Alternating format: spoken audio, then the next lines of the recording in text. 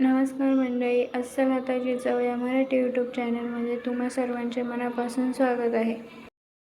तर आजच्या व्हिडिओमध्ये आपण बघणार आहोत साधी सोपी अशी मटकीची उसळ, जी टिफिनसाठी, मुलांच्या टिफिनसाठी, सगळ्यांसाठी खूप सोपी आहे. तर इथे मी 1 वाटी मटकी रात्रभर भिजवून ठेवली होती आणि ती थोडीशी वाफेवर शिजवून घेतलेली आहे. आता कढईमध्ये तेल टाकून त्यात 1 चम्मच जिरे टाकायचे आहे. एक मध्यम आकाराचा चिरलेला कांदा, 1 छोटा टोमॅटो आणि लसूण अद्रकची पेस्ट टाकायची आहे.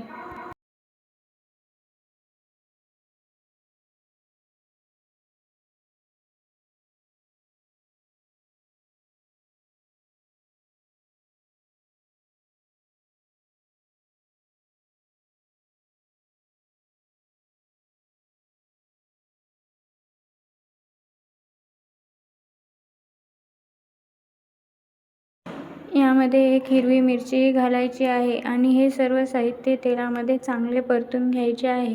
हे सर्व साहित्य चांगले परतल्यानंतरच यात आपले मसाले घालायचे आहे.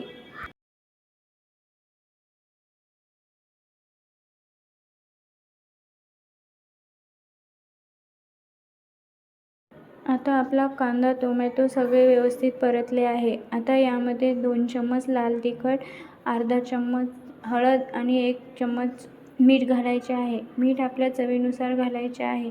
आपण मटकी शिजवतानाही त्यामध्ये थोडेसे मीठ घातले होते, त्यामुळे मीठ आपल्या चवीनुसारच घ्यायचे आहे.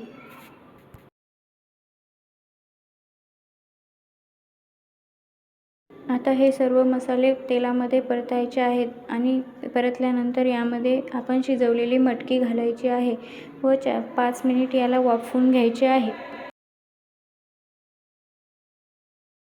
मित्रांनो, ही उसळ बनवायला खूप साधी आणि सोपी आहे, पण चवीला खूप अप्रतिम आहे. तुम्ही ऑफिसच्या टिफिनसाठी नक्की बनवा व मुलांच्या टिफिनसाठी नक्की ट्राय करा. आता यामध्ये 2 चम्मच शेंगदाण्याचा कूट घालायचा आहे. कुटामुळे मटकीला चांगली दाटसरपणा येतो. कूट घातल्यानंतर यावर झाकण ठेवून 5 मिनिट ही मटकी आपल्याला शिजवून घ्यायची आहे. आता 5 मिनिट झाल्यानंतर बघू शकता आपली मटकी चांगली शिजलेली आहे. आता यामध्ये कोथिंबीर घाला व आपली मटकी तयार आहे. ही टिफिनच्या बॉक्समध्ये द्या किंवा मुलांच्या टिफिन बॉक्समध्ये द्या. खायला खूप चांगली लागते. मित्रांनो, व्हिडिओ आवडल्यास एक लाईक, शेअर, कमेंट जरूर करा. Thank you.